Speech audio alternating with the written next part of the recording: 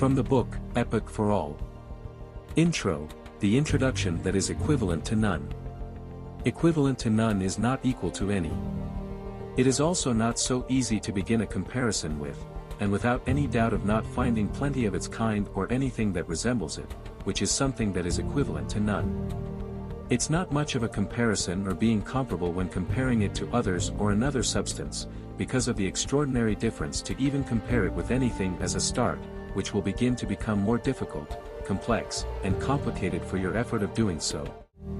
Equivalent to none has its own independence of excellence which had been rightfully done and had been acknowledged as such when sustaining the title of being equivalent to none.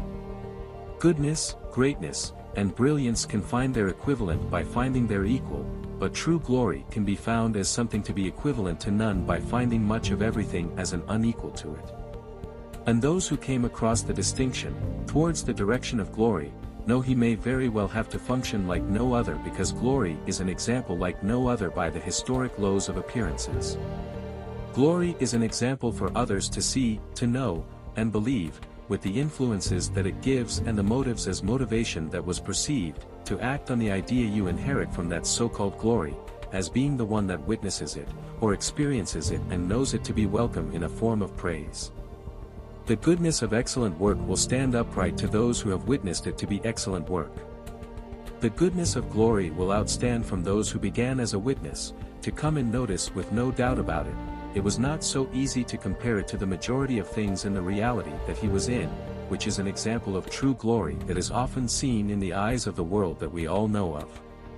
Equivalent to none is also saying not equal to any because glory is something not so easy to compare with as a start, and furthermore, it was never easy to come about just as any true glory that is claimed to be equivalent to none. The introduction that is equivalent to none is basically letting you know that trying to find a co-equal will also lead you to find hard times for your efforts of doing so when it comes down to the matter of being equivalent to none. The point is, to look at glory as being equivalent to none so you can have an idea of what to look for when seeking to obtain glory, which is what this book is based on.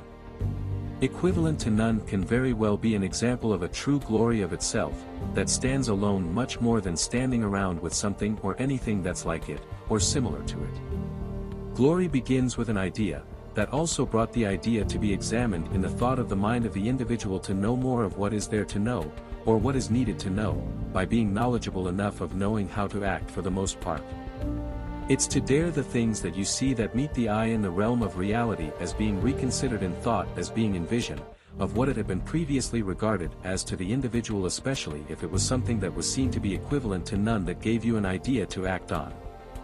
In addition, it can give you a greater understanding when you envision different aspects of the idea that you dare to challenge, with the belief of its potential to be implemented in your reality or related to your undergoing reality as a chance of becoming true in your possession. Equivalent to none requires much thought to identify the potential and the effort that was brought out to become what it is, or what it became by finding much of the effort that was involved in its making, which allows you to know it wasn't much of its kind that can result in as equivalent to none. The reason for that is when something is recognized to be or had been claimed as being equivalent to none, just know it may come across as a challenge to define it because of its brilliance like no other, or being much different from anything like no other that you experience. To put it simply, it shouldn't be an easy task to find a comparable of equivalent quality, or characteristics when something has been recognized as equivalent to none. Equivalent to none is rare to make it as simple as possible to understand, but more than often it was not so simple of coming about. Equivalent to none was challenging to become what it is and had become a challenge that was not so easily to be forgotten, just as one glory would come about and be remembered by the one who experienced with an effort of doing so. It is also important to know the challenges that you may face will generate more challenges, but it is to become relentless by overcoming those challenges that you can see as one or become unequal to the challenges or challengers, by making a breakthrough of improvement of reaching your goal. Equivalent to none can also be seen as one of the hardest challenges in the eyes of others and sometimes as impossible to accomplish, and the same goes for true glory that others may know it was challenging to bring about. When you are reflecting on glory, you are also somewhat reflecting on the challenges to get there. Glory often is nothing like no other, to begin with, and remains like no other until it meets its end, and anything of what others had claimed to be so glorious, if it's true then it shall remain true until the time comes to pass to say otherwise. Glory can come to its end by another glory or a higher greater power, which can be seen as the better or true glory in the eyes of others. Glory often doesn't abide by another glory, but it is often abided by many, which is a glory that has been recognized to be notability or remarkable by others. If one glory starts to abide by another one, can also mean it is closing in towards its end by knowing its end is near, which is the beginning of its end, and perhaps suddenly has come to an end without the thought that it did. Everybody wants glory or some form of it, and that is the main reason why I call this book, Epoch for All, because glory is often known to all and every being that wants it. The art of glory has a code of honor that is in line with the other chapters in this book, which is your honesty that is heavily regarded on how you move. Honor is another sense of glory because, without any sense of honor there will be a lack or no sense to regard anything as a value of importance, which is how glory is often seen. If it is something in the form of glory that you begin to pursue, and if you honor it as you approach it, you are also respecting it as well. You respect the fact that the journey you are willing to take will need a serious number of effort of work, which encourages you to bring good attention to your work or to the work of others.